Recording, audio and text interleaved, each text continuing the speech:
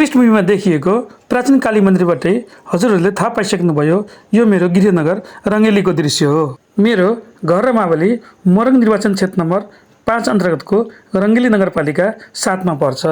माता कालीको मन्दिर अगाडिको मावली घरको छतमा टहल्दै के सोच्दैछु भन्ने हजुरहरूले पक्कै पनि थाहा पाइसक्नु भएको होला। हजुरहरूले सही अनुमान गर्नुभयो। म सोच्दैछु वर्षौंदेखि जनतामा छाएको निराशा भोटको आँधीमा परिणत भएको हो। पुराना राजनीतिक पार्टीका नेताहरूको कर्तुत्व र कुकर्मबाट पहिले जनता वाक्क दिक्क भए। ठुल्ठुलो गफ दिएर नागरिकलाई अल्मल्याउँदै र झुक्याउँदै आएका पुराना राजनीतिक पार्टीका तीनै 12 दय बनाउँदा नेताहरू अहिले पराजयपछि घोर निराशामा छन्। घमण्ड, अहङ्कार, सेखी, बिचुलिया र आसेपासेको घेराले पुराना दलका नेताहरू ढले। चुनाव जितेर वडा सदस्य बन्ने कल्पनासम्म नगरेकाहरूले भारी मतले तिनै पुराना बाहुबली नेताहरूलाई हराए। नयाँहरूको परीक्षा भने सरकार बनेको 100 दिनपछि गरौँला। अहिले भने यो चुनावी चमत्कार कसरी भयो भन्नेतिर छलफल गरौँ। कुरा नघुमाई भन्दा यो महानिर्वाचन राष्ट्रिय स्वतन्त्र पार्टी रासोपाबाट प्रधानमन्त्रीका लागि प्रस्तावित युवा नेता बालेन्द्र शाहको वान म्यान सो एकल प्रदर्शन वा प्रस्तुति जस्तै रह्यो।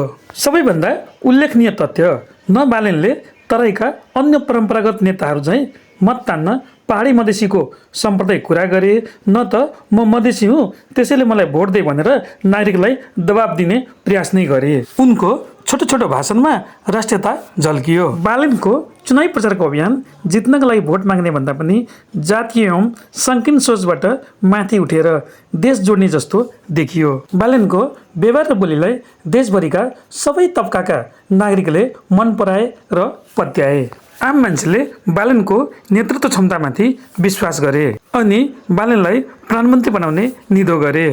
देशभरिका मतदाताले एउटै कोठामा बसेर सल्लाह गरे जस्तै घन्टीमा भोट हाले।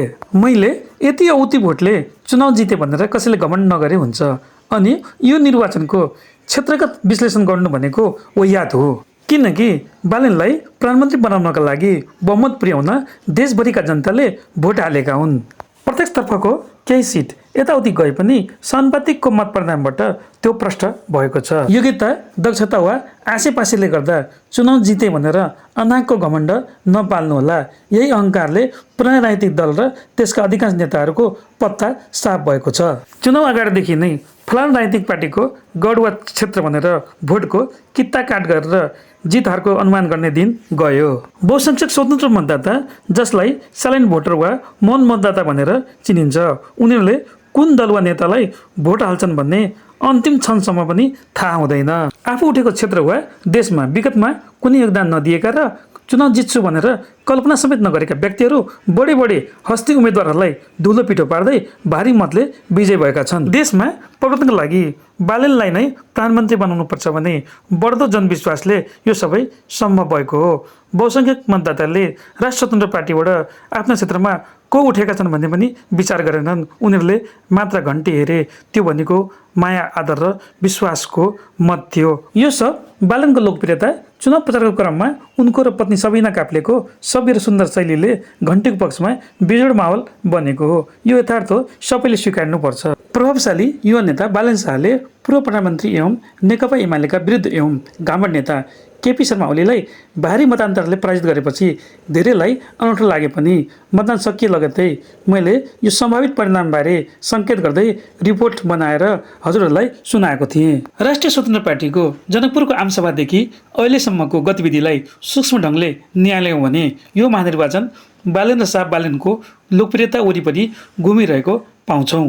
चुनाव प्रचारको क्रममा भनौँ वा मतदातालाई आफूतिर तान्ने होडमा पुराना राजनीतिक पार्टीका नेताहरूको गैरव्यवहार, बोली, वक्तव्य र व्यक्तिगत टिक्का टिप्पणीले बालेनको प्रधानमन्त्री पदलाई झनै सबल र उम्दा बनाउँदै लग्यो। चुनाव प्रचारको अन्तिम क्षणमा यस्तो माहौल बन्यो कि देशभरिका जनता राष्ट्रिय स्वतन्त्र पार्टी रासोपालाई भारी बहुमत दिएर बालेनलाई प्रधानमन्त्री बनाउनुपर्छ भन्ने मनसाय बनाए। आम मतदाताले आफ्नो क्षेत्रबाट अन्य राजनीतिक पार्टीहरू र रासोपाबाट को उठेका छन् भन्नसम्म पनि हेरेनन्। भरोसा गर्न लायकका युवा नेता बालेन्द्र शाहको प्रधानमन्त्री बन्ने मार्गलाई सहज बनाइदिन भोट खेर नजाओस् भनेर अधिकांशले समानुपातिकसँगै प्रत्यक्षमा पनि घन्टीमा नै भोट हाले। हामीले बुझेको यति हो।